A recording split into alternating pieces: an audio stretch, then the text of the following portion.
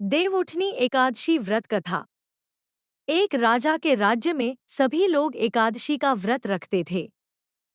प्रजा तथा नौकर चाकरों से लेकर पशुओं तक को एकादशी के दिन अन्न नहीं दिया जाता था।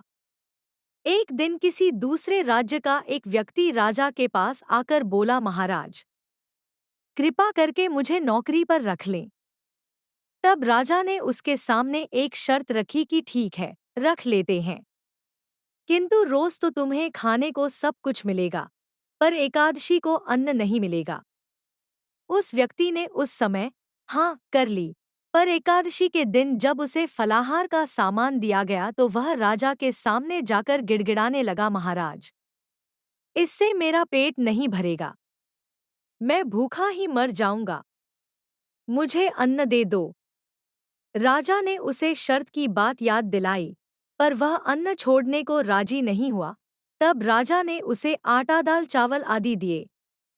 वह नित्य की तरह नदी पर पहुंचा और स्नान कर भोजन पकाने लगा। जब भोजन बन गया तो वह भगवान को बुलाने लगा, आओ भगवान, भोजन तैयार है।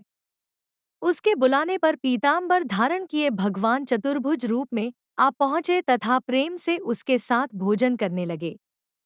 भोजनादि करके भगवान अंतर्धान हो गए तथा वह अपने काम पर चला गया। 15 दिन बाद अगली एकादशी को वह राजा से कहने लगा कि महाराज, मुझे दुगुना सामान दीजिए। उस दिन तो मैं भूखा ही रह गया। राजा ने कारण पूछा तो उसने बताया कि हमारे साथ भगवान भी खाते हैं, इसीलिए हम दोनों के लिए ये सामान पूरा नहीं होता। यह सुनकर राजा को बड़ा आश्चर्य हुआ। वह बोला, मैं नहीं मान सकता कि भगवान तुम्हारे साथ खाते हैं। मैं तो इतना व्रत रखता हूँ, पूजा करता हूँ, पर भगवान ने मुझे कभी दर्शन नहीं दिए। राजा की बात सुनकर वह बोला, महाराज, यदि विश्वास न हो तो साथ चलकर देख लें। राजा एक पेड़ के पीछे छिपकर बैठ गया।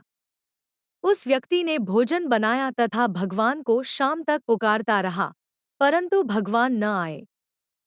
अंत में उसने कहा, है भगवान, यदि आप नहीं आए तो मैं नदी में कूदकर प्राण त्याग दूंगा। लेकिन भगवान नहीं आए। तब वह प्राण त्यागने के उद्देश्य से नदी की तरफ बढ़ा। प्राण त्यागने का उसका दृढ़ इरादा जान शीघ्र ही भगवान ने प्रकट होकर उसे रोक लिया और साथ बैठकर भोजन करने लगे। खा पीकर वे उसे अपने विमान में बिठाकर अपने धाम ले गए। यह देख राजा ने सोचा कि व्रत उपवास से तब तक कोई फायदा नहीं होता जब तक मन शुद्ध न हो। इससे राजा को ज्ञान मिला। वह भी मन से व्रत उपवास करने लगा और अंत में स्वर्ग को प्राप्त हुआ। कथा अच्छी लगी हो तो लाइक शेयर करें और चैनल को सब्सक्राइब जरूर करें ताकि आने वाले नई वीडियो की नोटिफिकेशन आपको मिलती रहे। धन्यवाद।